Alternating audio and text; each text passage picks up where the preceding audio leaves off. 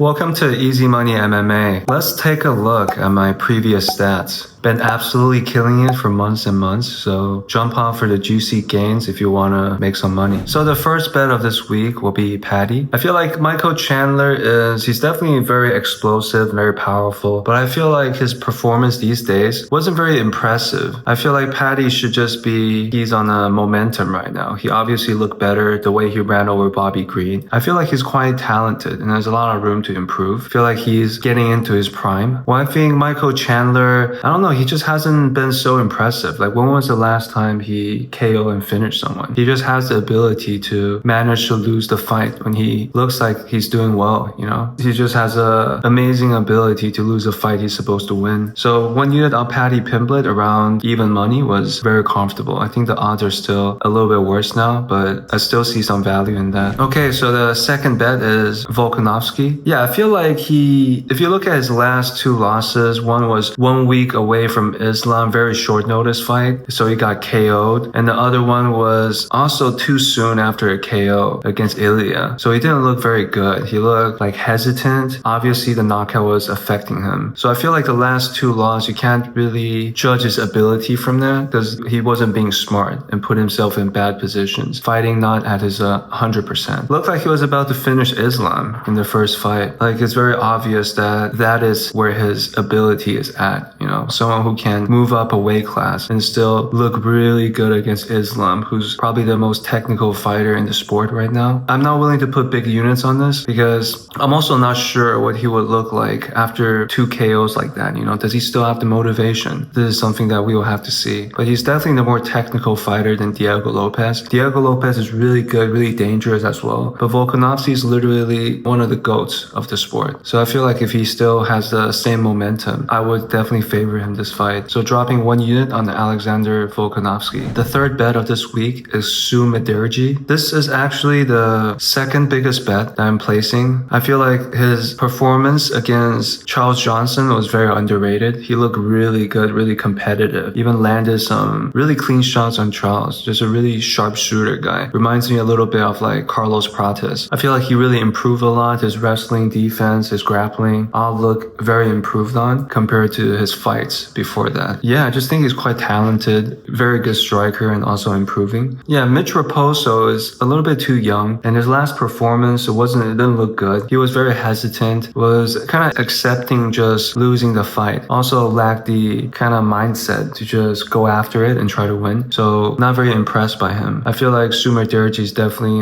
his range is going to give Mitch a lot of trouble. I feel like he's going to be able to control him at range. And if Mitch gets over aggressive, he's just going to snipe him with some really clean shots. So yeah, I really like Sumederji here. I'm playing 2.5 unit on him. The odds is around minus 200. I really like this position. Okay, the next bet, Nikita Krylov, one of the fighters I really like a lot. The guy is a savage, is really tricky grappling, like willing to just get into the chaos to overwhelm the opponent. Like, very fun, very talented, very dangerous. And I feel like he's gonna be able to beat Dominic Reyes at this point. Reyes didn't look too good. Had a few really bad losses and looked pretty good his last 2 fights, you know, like really able to just completely dominate them. In Nikita Krylov, he hasn't fought for quite a while. I'm assuming he's probably dealing with injuries and also probably he's gonna spend his time to actually deal with all the injuries in his body. And I feel like he's definitely still training hard, still improving. He's really young as well. So I feel like we could see a much better and improved Krylov. There's also a chance that he doesn't look good and there's ring rust as well. So I'm only willing to throw in 1 unit. If he hasn't been off for this long, I would be throwing 2 or 3 units, I think. But since he has been away from the game for that long, I want to see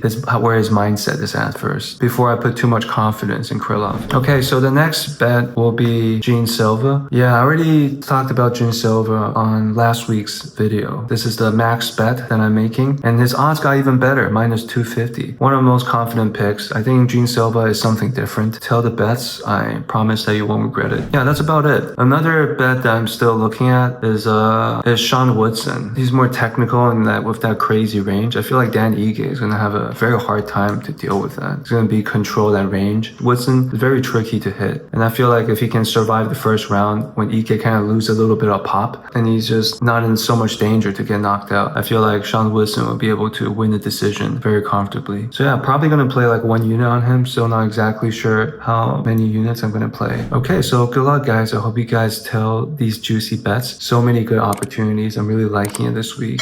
So yeah, good luck and I'll see you guys next time. Peace.